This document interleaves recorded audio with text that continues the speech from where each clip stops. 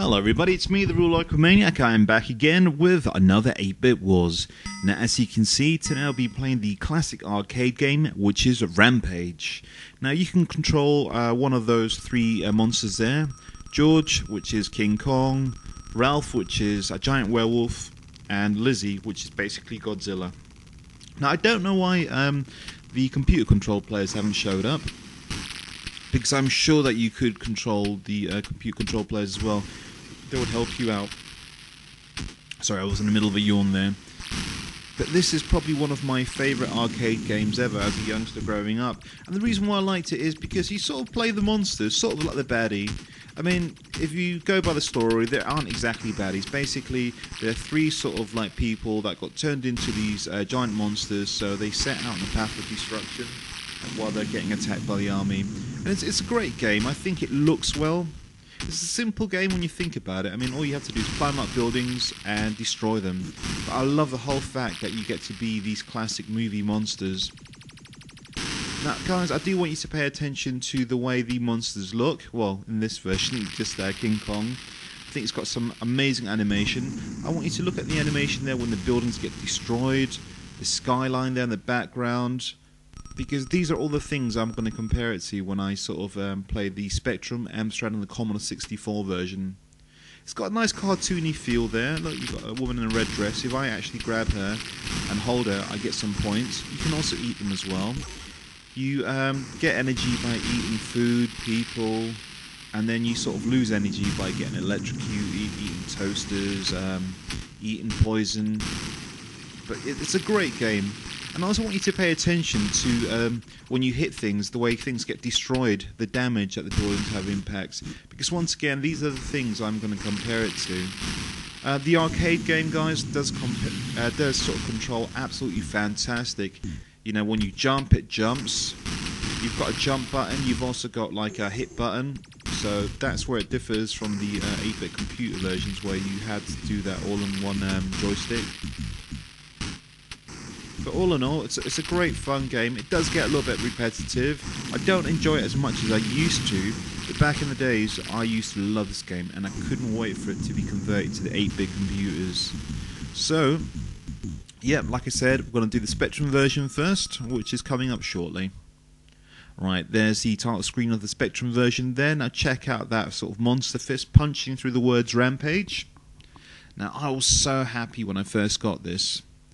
Now, as always, I'd always get the games on the Spectrum, Amstrad, and then finally the Commodore 64.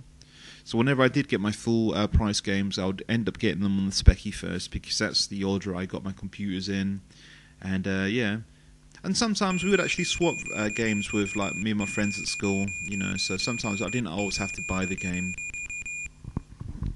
So here we go. So let's look at the graphics of this version here. The graphics, the skyline's beautiful there. It's got blue, that's the sky. You've got the little animated helicopters in the background. You've got the cars in the foreground there.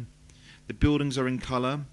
Okay, fair enough, the monsters do sort of like mix in with the colour of the building, but that's not a bad thing. I mean, if you look at the actual animation of the monsters themselves, they look really good. They look like the arcade counterpart, but minus being in full colour.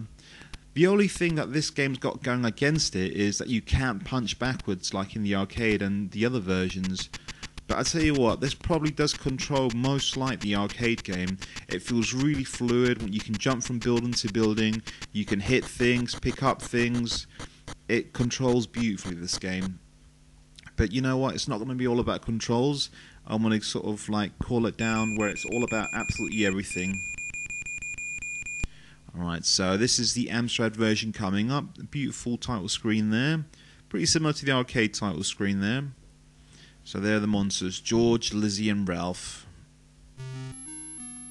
Now, unlike the other versions, even the arcade version, this has got like the music playing throughout, so it's interesting.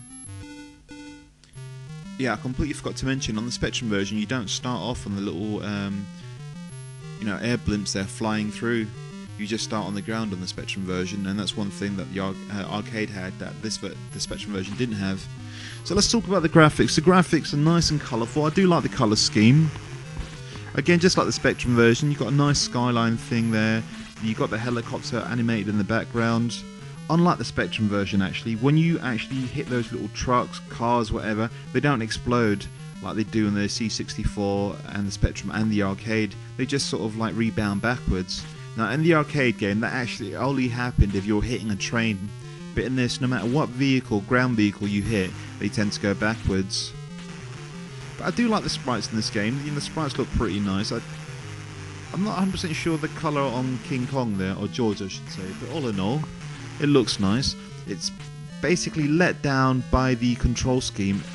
It's hard to climb up buildings, it's hard to jump from one to another, so that's where it's actually lacking. But all in all, I'd say this is a semi-decent conversion of the arcade game. Right, so coming up now is the Commodore 64 version of Rampage. Now guys, before I start this off, there are two versions. There's the US version and there's the version that I basically played, which is this version. And the reason why I haven't included the US version is because I just thought I'd keep it to the ones I actually played. I have played that other version. It plays slightly different, the graphics look different, but I'm not going to talk any more about that. I might make a single video about that later. Now guys, as always with the Commodore 64, you had some amazing music. How good is that? Absolutely superb. Yeah, and before I do carry on with the Commodore 64 commentary, let me quickly tell you, guys, this week is the week of the 8-Bit Wars here on the 1HMPS site. If you are watching this on YouTube, you're not probably getting like 2 videos, 8-Bit War videos every day. You probably will get them like every couple of days. You'll get an 8-Bit War video here, an 8-Bit War video there, so you probably end up getting some of these 8-Bit Wars at the beginning of March. But here on the 1HMPS site, this week you're getting 2 videos every single day. So I thought I'd do that as a, you know, a nice thing to all the guys that have checked out the site and who always leave wonderful comments.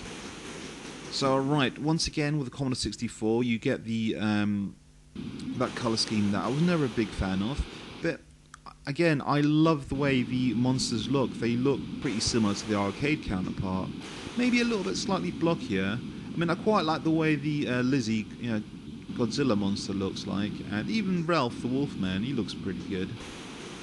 So how does this control? Okay guys, again, this control is pretty good, and it has got the move where you can hit backwards and so on. All the cars and the helicopters move a little bit too fast for my liking, actually.